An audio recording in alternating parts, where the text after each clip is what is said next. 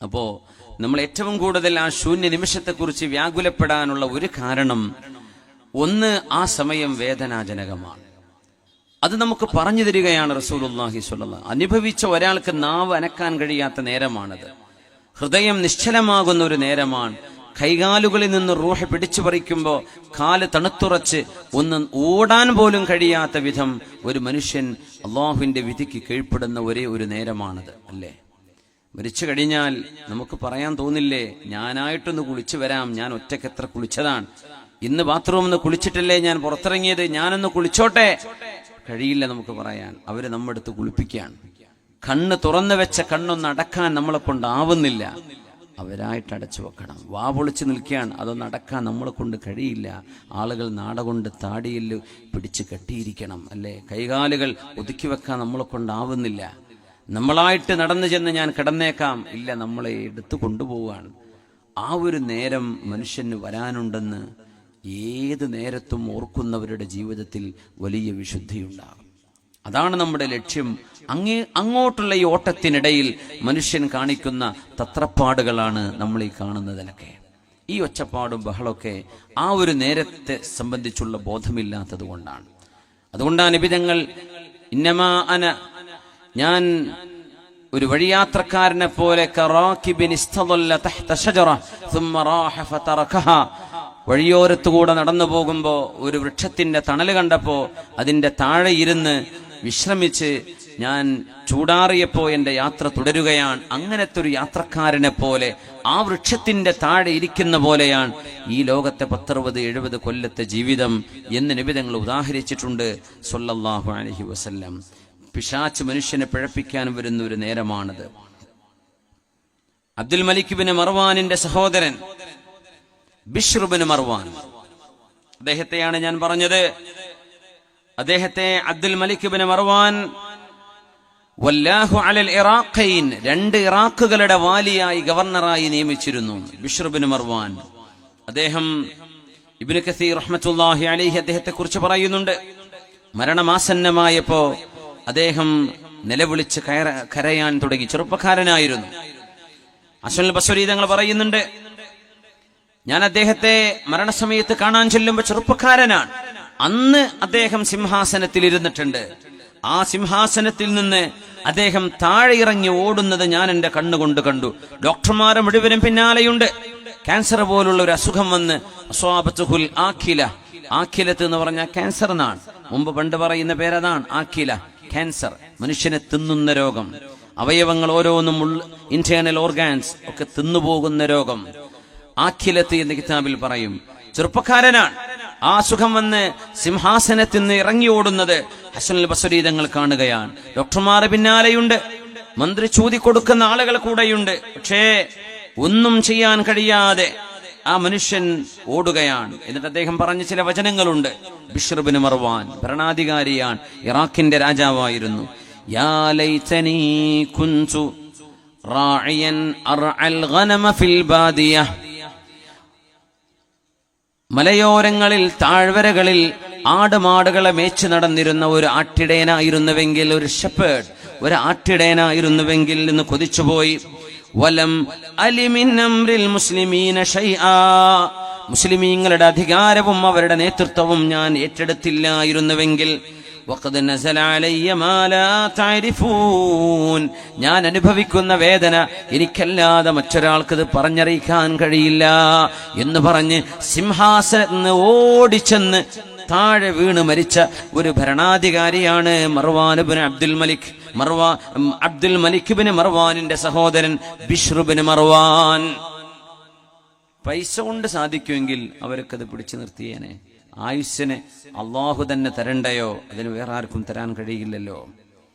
ഇദ്ദേഹം ഇങ്ങനെ മരിച്ച വിവരം മഹാനായ അബൂ ഹാസിം എന്നവരെ, മഹാനായ അബൂ ഹാസിം, അവരുടെ പേര് സലമത്ത് ബിൻ ദീനാർ എന്നാണ്.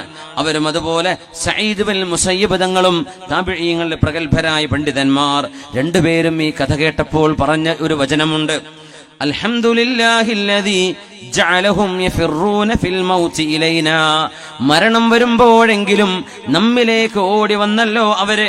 വലാ നഫിറു ഇലൈഹിം, നമ്മൾ അവരേക്ക് ഓടിച്ചെന്നിട്ടില്ല. ഈ മനുഷ്യൻ പണ്ഡിതന്മാരുടെ ദ്വാരക്കാൻ ആളുണ്ടോ, പ്രാർത്ഥിക്കാൻ ആളുണ്ടോ എന്ന് ഇവരെ തേടി വരികയായിരുന്നു. അതുവരെ സമ്പാദ്യത്തിന്റെ പിന്നാലെ നടന്ന് മരണം ആസന്നമായപ്പോൾ രക്ഷപ്പെടുത്താൻ ആരുമില്ലല്ലോ. മാരക രോഗം വന്നാൽ ചികിത്സിക്കുന്ന ഡോക്ടറെ ദൈവതുല്യം കാണുന്ന ആളുകളുണ്ട്. എന്റെ ജീവൻ ഇയാളുടെ കയ്യിലാണെന്ന്. ആ ഡോക്ടറുടെ ജീവൻ പോലും അല്ലാഹുവിന്റെ കയ്യിലാണ്. അങ്ങനെയല്ലേ ഡോക്ടർക്ക് എന്ത് ചെയ്യാൻ പറ്റും? മൂസ നബി അലൈഹിസ്സലാം അല്ലാഹുവിനോട് ചോദിച്ചുവല്ലോ, റബ്ബേ അലസ്ത തുംറിദു, അല്ലാഹുവേ നീയല്ലയോ രോഗം കൊടുക്കുന്നത്, വലസ്ത തശ്ഫീ, നീയല്ലയോ രോഗം ശിഫയാക്കുന്നത്. മൂസാ നബി അല്ലാഹുവിനോട് ചോദിച്ച അത്ഭുതങ്ങളായ ചോദ്യങ്ങളുണ്ട്. നീയല്ലേ പടച്ചോനെ രോഗം കൊടുക്കുന്നത്? ആ മൂസാ നബിയെ ഞാൻ തന്നെയാണ്. നീയല്ല റബ്ബേ ശിഫ കൊടുക്കുന്നത്? അതെ ഞാൻ തന്നെയാണ്. ഫമാ ബാലുൽ അത്ബാ, പിന്നെ ഡോക്ടർമാരെന്താണ് ചെയ്യുന്നത്? അപ്പൊ പറഞ്ഞു, മൂസ നബിയെ ഡോക്ടർമാർ ചെയ്യുന്നത് എന്താണെന്നല്ലേ ഞാൻ പറഞ്ഞു തരാം. അവര് ചെയ്യുന്നത് യഅ്കുലൂന റസാഖഹും വയുതയ്യിബൂന ഖുലൂബ ഇബാദി ഹത്താ യഅതിയഹും ശിഫാഇ ഔ ഖളാഇ. അവരവരുടെ ജോലി ചെയ്ത് തിന്നുകയാണ് മൂസ നബിയെ. അതവരുടെ ഉപജീവന മാർഗമാണ്. ശിഫ തരുന്നത് ഞാനാണ്. ഗുളിക കുടിച്ചാൽ ശിഫയാകുമെങ്കിൽ എല്ലാ രോഗികൾക്കും ശിഫ കിട്ടണ്ടേ? ഡോക്ടർമാര് പറയും ബോഡി റിയാക്ട് ചെയ്യുന്നില്ല.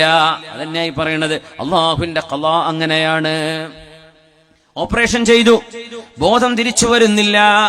ബോധം തിരിച്ചു വരേണ്ടതാണ്. പ്രഗത്ഭനായ ഡോക്ടർ ചെയ്ത ഓപ്പറേഷനാണ്, പക്ഷേ സക്സസ്ഫുൾ ആയില്ല എന്ന് പറയും. നമ്മൾ പറയും ഓപ്പറേഷൻ ഫെയിലിയർ ആണ്. അള്ളാഹുവിന്റെ ഖളാ അങ്ങനെയാണ്. മൂസ നബിയുടെ ചോദ്യം എത്ര മനോഹരം. അള്ളാഹുവേ നീയാണ് രോഗം കൊടുക്കുന്നതെങ്കിൽ, നീയാണത് ശിഫയാക്കുന്നതെങ്കിൽ ഡോക്ടർമാര് ചെയ്യുന്ന പണി എന്താണ്? മൂസ നബിയെ അവരവരുടെ ഭക്ഷണം തിന്നുകയാണ്, കഴിഞ്ഞില്ല. വയുതയ്യിബൂന ഖുലൂബ ഇബാദി, എന്റെ രോഗികളായ അടിമകളുടെ മനസ്സിനൊരു സമാധാനം അവർക്ക് കൊടുക്കാൻ കഴിയും. ആ ഡോക്ടറെ കണ്ടു, മരുന്ന് തന്നിട്ടുണ്ട്, നാളെ ഓപ്പറേഷനാണ്, അല്ലെ ഓപ്പറേഷൻ കഴിഞ്ഞിട്ടുണ്ട്, ഇപ്പൊ ഇച്ചിരി ആശ്വാസം തോന്നുന്നു. ഇവിടെ ഇതൊക്കെ കൊടുക്കുന്നത് അല്ലാഹു ആണ്.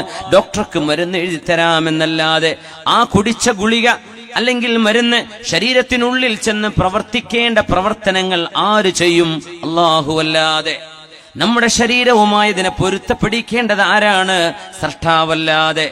അതുകൊണ്ട് മൂസ നബിയെ എന്റെ രോഗികളുടെ മനസ്സിന് സമാധാനം കൊടുക്കാൻ ഡോക്ടർമാർക്ക് കഴിയും.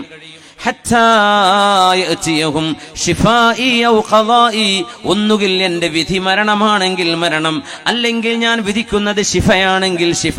അത് രണ്ടും വരുന്നത് വരെ രോഗികൾക്കൊരു മനസ്സമാധാനം കൊടുക്കലും ഡോക്ടർമാരുടെ ജോലിയാണ്. ശിഫ കൊടുക്കൽ അവരല്ല, ശിഫ കൊടുക്കുന്നത് ഞാൻ തന്നെയാണ്. ഫഇദാ മരിൽതു ഫഹുവ യശ്ഫീൻ, രോഗം വന്നാൽ ശിഫയാക്കുന്നത് അല്ലാഹു തന്നെ, രോഗം തരുന്നതും അല്ലാഹു തന്നെ. ഇതല്ലേ നമ്മുടെ അഖീദ. പക്ഷേ നമുക്ക് തോന്നിപ്പോകും, ഡോക്ടർമാരുടെ കൈ പിടിച്ച് കരയുന്ന രോഗികളുണ്ട്. ആ നേരത്തെ മനോഗതി അങ്ങനെയാണ്. വല്ലാത്ത സങ്കടം, ഡോക്ടറെ നിങ്ങൾ എന്നെ കൈവിടരുതേ എന്നൊക്കെ പറഞ്ഞു പോകുന്ന രോഗികളുണ്ട്. വേദന കൊണ്ട്, വിഷമം കൊണ്ട്.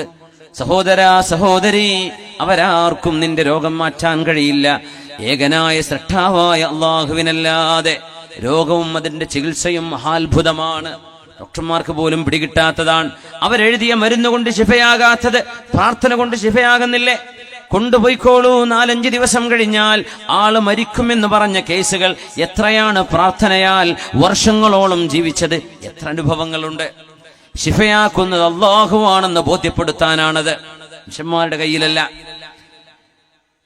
ഒരു കുഴപ്പമില്ലെന്ന് പറഞ്ഞു വിടുന്ന ആളുകള് പെട്ടെന്ന് മരിക്കുന്നില്ലേ? വകം മിൻ സ്വഹീഹിൻ മാത മിൻ ഗൈരി ഇല്ലതി വകം മിൻ മരീദിൻ ആശ ദഹ്റൻ ഇലാ ദഹ്രി. എത്ര ആരോഗ്യമുള്ള ആളുകളാണ്. വകം മിൻ സ്വഹീഹിൻ മാത മിൻ ഗൈരി ഇല്ലതി, എത്ര ഹെൽത്തി ആരോഗ്യമുള്ള ആളുകള് ഒരു അസുഖവുമില്ലാതെ വളരെ പെട്ടെന്ന് മരിച്ചിട്ടുണ്ട്. എത്ര രോഗികളാണ് കൊല്ലങ്ങളോളം കിടന്നത്. എത്ര രോഗികൾ കിടക്കുന്നുണ്ട്. 20 കൊല്ലം 30 കൊല്ലം രോഗം കൊണ്ട് മരുന്ന് കുടിച്ച് നടക്കുന്നു. 40 കൊല്ലം ഒരു കുഴപ്പവുമില്ലാതെ ചെറുപ്പക്കാരെ പെട്ടെന്ന് മരിക്കുന്നില്ലേ? ഈ ലോകത്തിന്റെ അവസ്ഥ അത്രയുള്ളൂ. ആ ഒരു നിമിഷത്തേക്ക് വേണ്ടി നമ്മൾ എന്താണ് ഒരുങ്ങിയിരിക്കുന്നത്